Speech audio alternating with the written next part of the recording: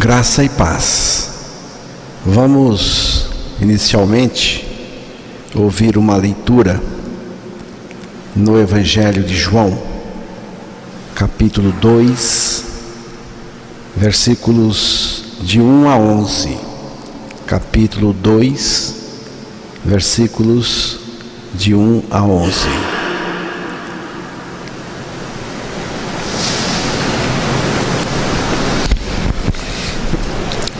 3 dias depois, houve um casamento em Caná da Galileia, achando-se ali a mãe de Jesus. Jesus também foi convidado com os seus discípulos para o casamento. Tendo acabado o vinho, a mãe de Jesus lhe disse: eles não têm mais vinho. Mas Jesus lhe disse: mulher, que tenho eu contigo? Ainda não é chegada a minha hora. Então ela falou aos serventes: fazei tudo o que ele vos disser. Estavam ali 6 talhas de pedra que os judeus usavam para as purificações, e cada uma levava 2 ou 3 metretas. Jesus lhes disse: enchei d'água as talhas, e eles as encheram totalmente. Então lhes determinou: tirai agora e levai ao mestre-sala. Eles o fizeram. Tendo o mestre-sala provado a água transformada em vinho, não sabendo de onde viera, se bem que o sabiam os serventes que haviam tirado a água, chamou o noivo e lhe disse: todos costumam pôr primeiro o bom vinho, e quando já beberam fartamente, servam o inferior. Tu, porém, guardaste o bom vinho até agora. Com este deu Jesus princípio aos seus sinais em Caná da Galileia, manifestou a sua glória, e os seus discípulos creram nele. Que Deus revele a sua palavra aos nossos corações. A transformação da água em vinho é o primeiro milagre de Jesus. Esse milagre inaugural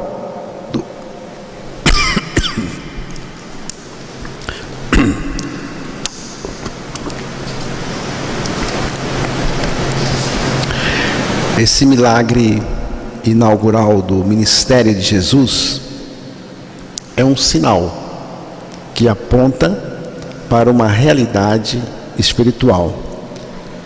A transformação radical do pecador em santo, de perdido em salvo, de trevas em luz. A transformação da água em vinho fala disso. E Jesus, logo no início, logo no seu primeiro milagre, sinal, ele já está apontando para aquilo que ele de fato veio fazer, que ele veio salvar o perdido, ele veio transformar o pecador. Jesus veio para realizar esta mudança salvadora.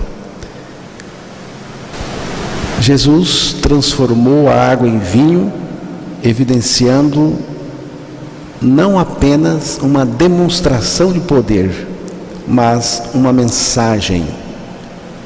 A mensagem que ele veio anunciar, que ele veio pregar, uma mensagem que fala de uma transformação, de uma salvação, que fala dele ali na cruz do Calvário, nos atraindo a si, para nos levar a morrer com ele, para que aconteça a verdadeira mudança verdadeira. Este é o maior milagre que existe, milagre que Deus faz. Cristo na cruz fez a velha criatura morrer nele para o pecado. E na ressurreição, Deus nos ressuscitou juntamente com ele. Perdemos a nossa vida pecadora na cruz, na morte com Cristo, e ganhamos a vida dele, a vida de Deus, pela nossa ressurreição juntamente com ele. E não é só isso, porque a partir da minha ressurreição com Cristo, Ele está em mim, vivendo a vida dele, que é uma vida justa e santa. O que somos agora? Somos uma nova criatura ou uma nova criação em Cristo, porque é isto que Ele veio fazer. E é isto que o milagre da transformação da água em vinho está apontando. Segunda carta aos Coríntios, capítulo 5, versículo 17.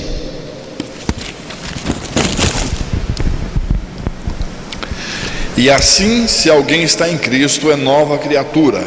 As coisas antigas já passaram, eis que se fizeram novas. A transformação da água em vinho fala disso. É a coisa mais importante.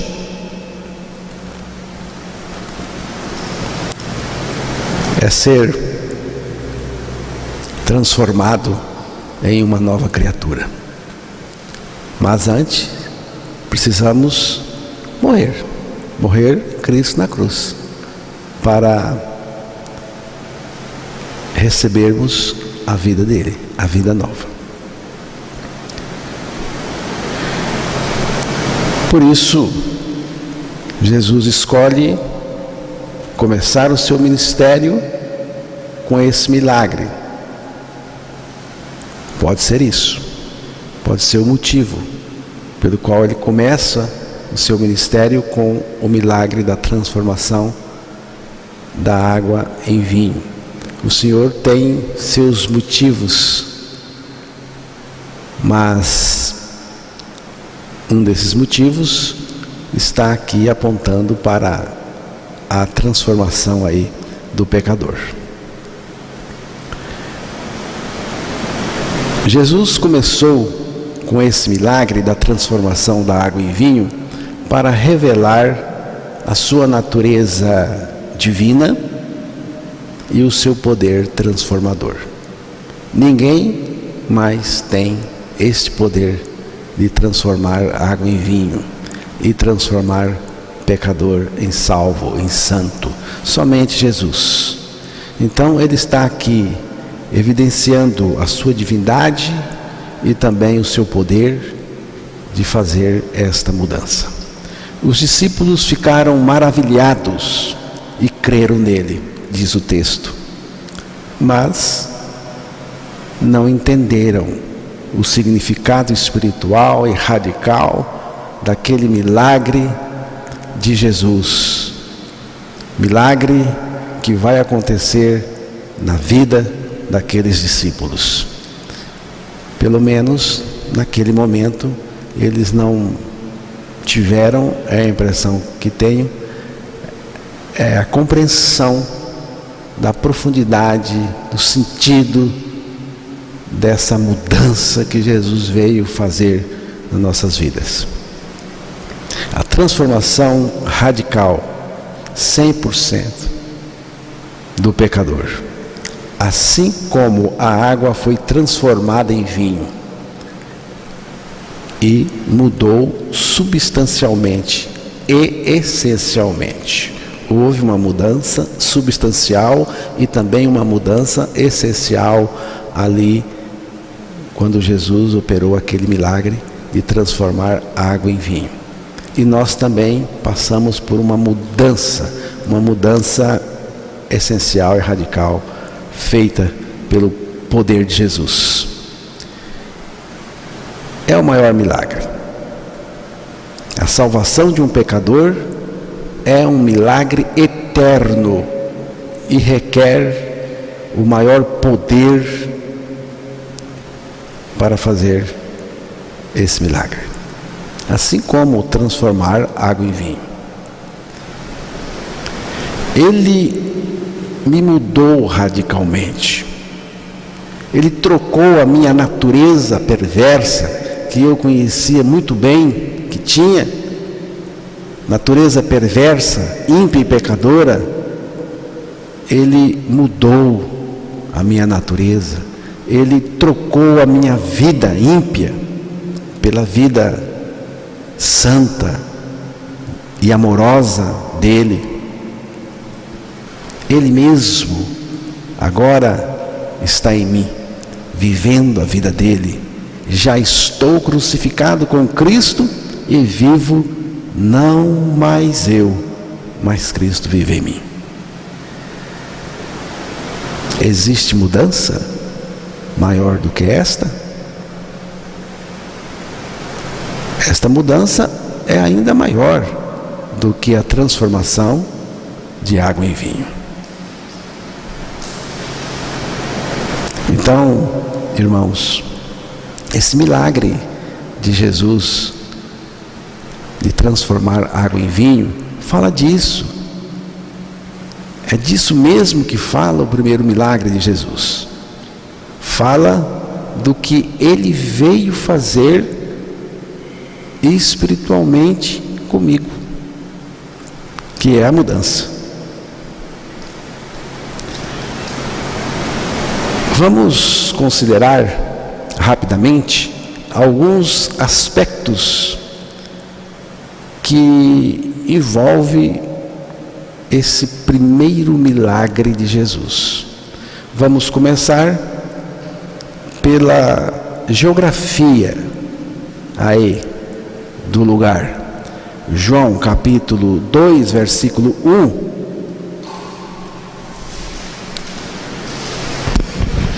Três dias depois, houve um casamento em Caná da Galileia, achando-se ali a mãe de Jesus. Aí dá uma localidade, uma região, Caná da Galileia. Caná da Galileia era um lugar inexpressivo, além de ser numa região desprezada pelos judeus. Era uma região desprezada pela religião judaica, pelos judeus, porque tinha uma população em sua maioria gentílica. Ela também é conhecida como Galileia dos gentios. Mateus capítulo 4, versículo 15, é dito isso porque a maior parte da população ali era de gentios. Terra de Jebulon, terra de Naftali, caminho do mar, além do Jordão, Galileia dos gentios. Galileia dos gentios. Era um canto sem muita visibilidade, sem prestígio. Se alguém vai lançar um produto de sua empresa, um lançamento valioso, não ia ser na Galileia dos gentios. Ali não. Ia ser em outro centro mais importante, mais lucrativo, chamativo, como Jerusalém, ou um outro centro maior, não ali na Galileia dos gentios. Mas Jesus resolve lançar o seu produto, o maior de todos, ali, naquele lugar. Ali ele começa, evidenciando a sua divindade e demonstrando o seu poder de salvar, de fazer a mudança, de fazer a revolução em qualquer coração, qualquer pessoa que crê no seu poder. Então, Jesus escolhe começar em Caná da Galileia. O projeto de Jesus era grande demais. Grande demais. O projeto dele continua até hoje. É por isso que eu estou aqui pregando. Mas onde foi que ele começou? Não foi na Judéia, não foi em Jerusalém. Jesus começou numa cidade inexpressiva. Outro aspecto que vale a pena a gente observar são os personagens envolvidos nesse milagre. Capítulo 2 de João, versículo 2 e 3. Jesus também foi convidado com os seus discípulos para o casamento. Tendo acabado o vinho, a mãe de Jesus lhe disse: eles não têm mais vinho. Jesus, os seus discípulos, sua mãe e os serventes. E tinha o pessoal todo lá. Mas vamos ficar aqui com esses personagens: Jesus, os discípulos, sua mãe e os serventes. A presença mais importante é a de Jesus, porque Ele é Deus, Ele é o foco. Os casamentos daquela época duravam uma semana. As pessoas vinham de longe, a pé, a cavalo. E aqui diz que o vinho acabou. Parece que não foi feito os cálculos direito e o vinho acabou. Tinha gente, chegou mais gente. Jesus sabia antes de ser convidado que isso iria acontecer. Jesus sabia, mas ele ficou ali na dele. Por que que eu sei que ele sabia? Porque ele sabe tudo. Ele sabe tudo. Mas quem notou? Maria. Maria foi a pessoa que notou que o vinho tinha acabado. O que ela fez? É importante a gente observar isso. Maria fez a coisa certa. A coisa certa. Versículo 3. Tendo acabado o vinho, a mãe de Jesus lhe disse: eles não têm mais vinho. Quem notou foi Maria. Ela chega para Jesus. Ela diz: tendo acabado o vinho, a mãe de Jesus lhe disse: eles não têm mais vinho. Maria sabia quem era ele. Muito bem. Estava ali guardado no coração dela quem ele era. Não era apenas um filho dela. Era algo mais. Era Deus. Você sabe da história. O anjo foi lá, conversou com ela e disse, logo no nascimento, logo na gravidez, quem ele era. Maria sabia. E ela vai a ele.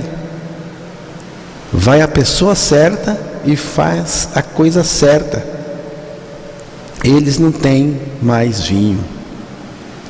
Ela comunicou a pessoa certa, a única que poderia resolver a situação que estava estabelecida ali, se quisesse.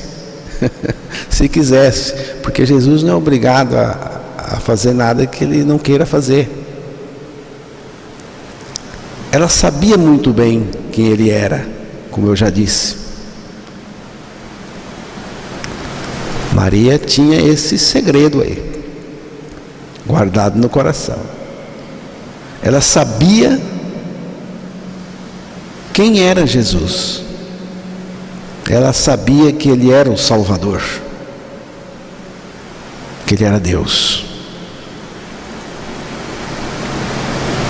Porque o anjo Gabriel havia revelado para ela.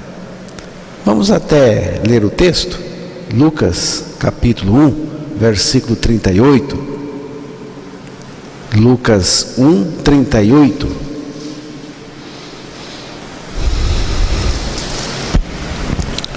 Então disse Maria: aqui está a serva do Senhor, que se cumpra em mim conforme a tua palavra. E o anjo se ausentou dela. No capítulo 2 de Lucas, verso 19.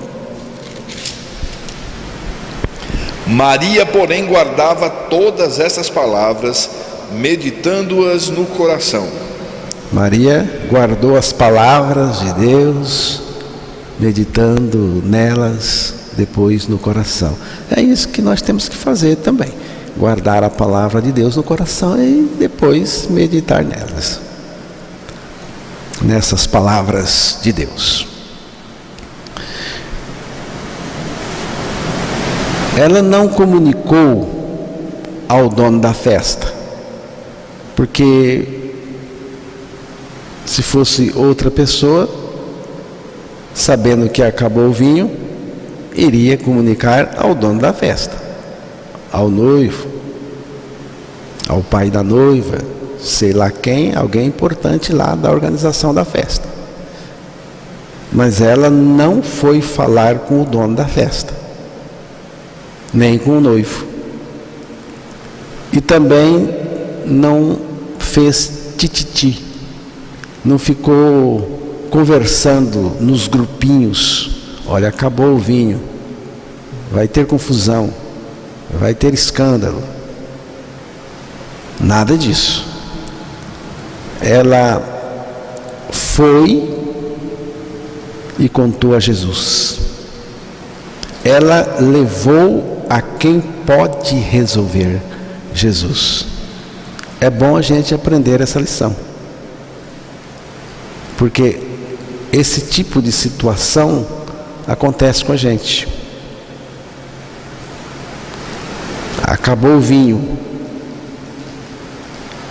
que pode ser qualquer uma situação que acontece com a gente, o que você percebe, ou na igreja, ou na família, ou... Então você precisa ir à pessoa certa, levar a situação. É a Jesus que você tem que levar. Ela levou a quem pode resolver.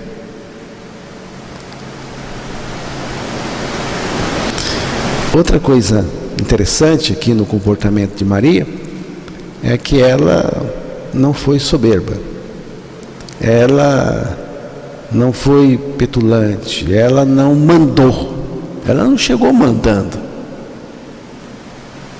apenas fez uma oração. O que ela fez foi uma oração: eles não têm mais vinho. Bem curta a oração dela, singela, dirigida a quem pode resolver. E Jesus, ele responde no versículo 4.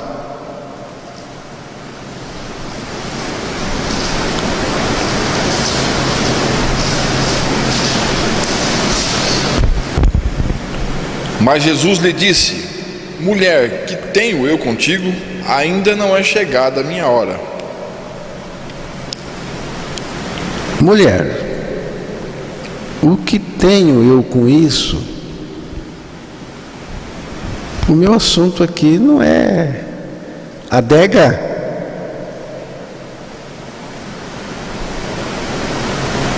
O que eu tenho a ver com adega?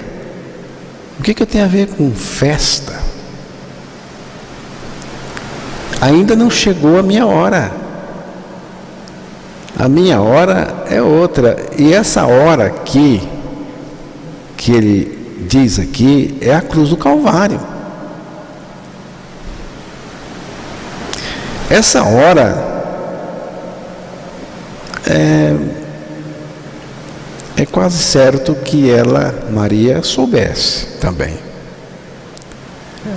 Não estou dizendo que ela sabia que essa hora era a cruz, mas talvez ela soubesse também a que hora Jesus estava se referindo, porque ela era uma mulher estudiosa, ela gostava de ouvir e ficava estudando, meditando aqui no coração a palavra de Deus. A razão pela qual eu vim foi para que aconteça algo muito importante em uma hora determinada pela qual eu vim. E ele veio para essa hora, e essa hora é a morte dele na cruz do Calvário, e ali realmente é a coisa mais importante do universo. Por quê? Porque ali ele vai fazer a redenção. O que ele fez transformando água em vinho é o que ele ia fazer na cruz, nessa hora aqui. Mas Maria provavelmente já tinha alguma pista sobre essa hora, né? Por 8 vezes no Evangelho de João, Jesus menciona essa hora, mas nós não vamos ler esses textos agora. O importante, no caso de Maria, é que ela também não saiu para resolver. Ela nem levou para outra pessoa, nem ficou conversando e nem tentou ela mesma resolver a situação. Ela levou para Jesus. Ela fez a coisa certa, levou para Jesus e saiu de cena, saiu fora e deixou o assunto com Jesus. Versículo 5. Então ela falou aos serventes: fazei tudo o que ele vos disser. Ela volta-se aos serventes e diz: fazei tudo o que ele vos disser. Eu não sei o que fazer, nem tenho poder para fazer, mas ele tem. Então, por favor, escuta ele falar. Façam tudo o que ele disser a vocês. É o que nós temos que fazer também. Eu também não sei fazer, nem tenho poder para fazer, então eu preciso ouvir ele. O que ele falar eu preciso atender, porque é uma questão de fé, é uma questão de obediência. Esta frase, fazei tudo que vos disser, abre a porta para o primeiro milagre de Jesus. O que Jesus fala? Ele fala a palavra de Deus, a palavra dele, que é a palavra de Deus, porque ele é Deus. Maria aponta para Jesus, que fala, e quando ele fala, acontece porque a sua palavra é poder. Ele é o Deus que tem palavra e também cumpre a palavra que tem. Quando ele diz, ele cumpre. Aqui Maria é uma mensageira profética e não uma padroeira. É importante notar essa diferença. Fazei tudo que ele vos disser. Aqui ela está sendo uma mensageira e não uma padroeira. Jesus não é dirigido pela mãe. Ele deixou isso nítido quando diz: o que tenho a ver com isso? E quando disse: ainda não é a minha hora, ele mostra que ele seguia um cronograma divino. Você vê? Quando ele diz assim: ainda não é a minha hora. Isto está mostrando que ele tinha e seguia um cronograma, uma agenda divina. Ele não era dirigido por ninguém aqui na terra, não. Ele veio com um cronograma pronto no bolso. Versículos 7 e 8.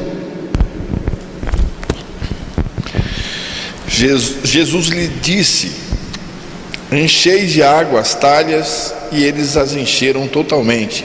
Então lhes determinou: tirai agora e levai ao mestre-sala. Eles o fizeram. Enchei de água as talhas, e eles as encheram totalmente. Você vê? Obediência. O que ele falar, faz. O que ele disser, obedeça. Então ele falou e eles obedeceram. Tirai agora e levai ao mestre-sala. Eles o fizeram, obedeceram. Essa obediência de fé, porque aqui eles estão obedecendo pela fé, porque eles estão vendo. É impressionante a obediência desses serventes. Enchei de água as talhas, mas eles não estavam precisando de água, mas de vinho. O que eles precisavam? De vinho. Jesus manda encher com o quê? Com água. Mas eu vou fazer isso? Eu vou fazer isso?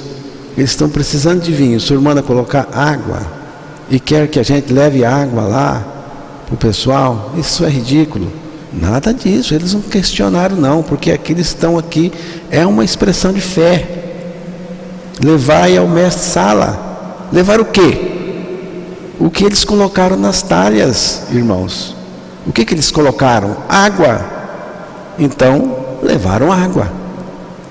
Os serventes pegaram água, despejaram nas talhas e levaram essa água ao mestre-sala.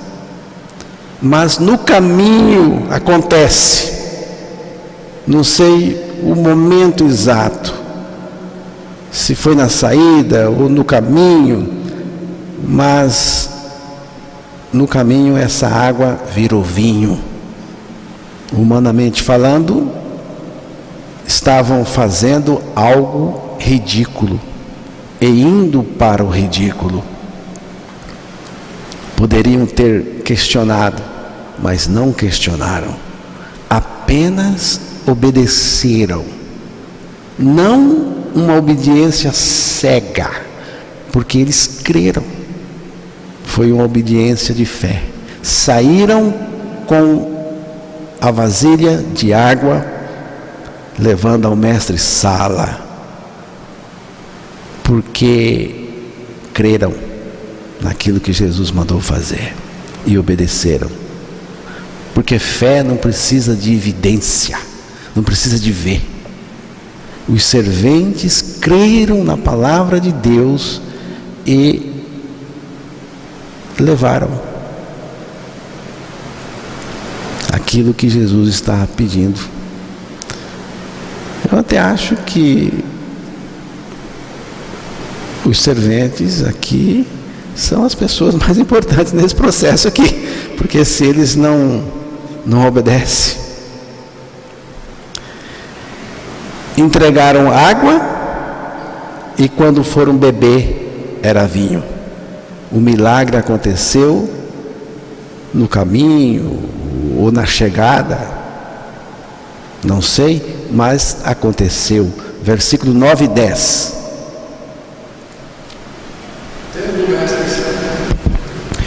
Tendo o mestre-sala provado a água transformada em vinho, não sabendo de onde viera, se bem que os sabiam os serventes que haviam tirado a água, chamou o noivo e lhe disse: todos costumam pôr primeiro o bom vinho, e quando já beberam fartamente, servem o inferior.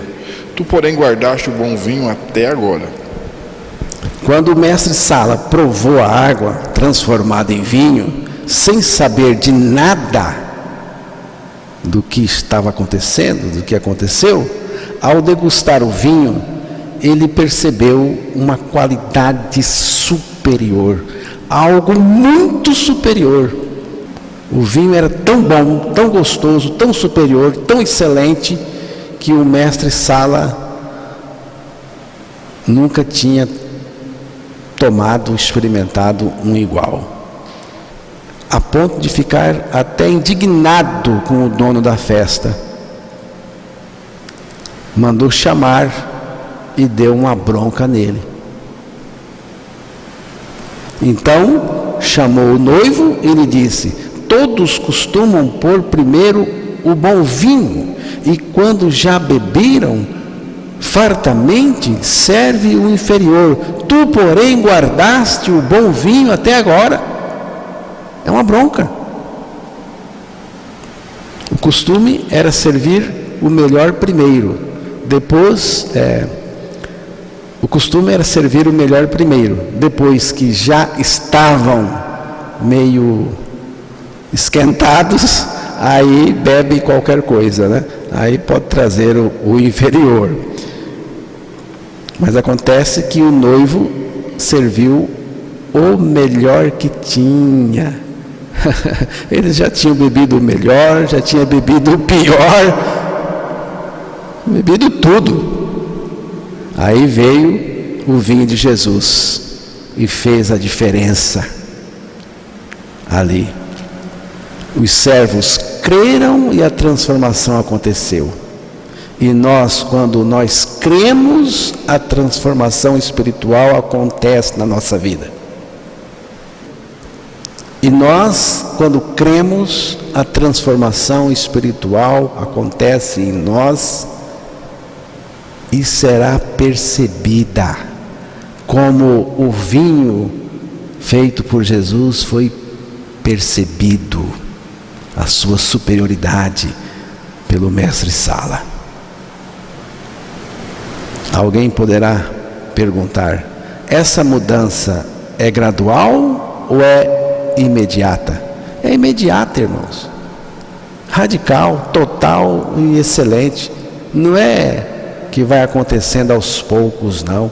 Acontece de uma vez, é mudança mesmo. O vinho tipificava a realidade da vida que vem da morte. Porque o vinho é fruto de um sacrifício. Naquele tempo não era como hoje a fabricação de vinho. Então você pisava, a uva tinha que ser esmagada. Então isso fala de um sacrifício, isso fala de uma morte. Então o vinho aponta para isso também. O vinho é resultado de um sacrifício, de uma prensa. O esmagamento da uva no lugar adequado é indispensável para a produção do vinho. Nós somos o bom vinho de Deus, de Cristo. E só somos o bom vinho de Deus porque passamos pela prensa, passamos pela cruz. Ali nós morremos. Cristo foi moído pelos nossos pecados e derramou todo o seu sangue por nós.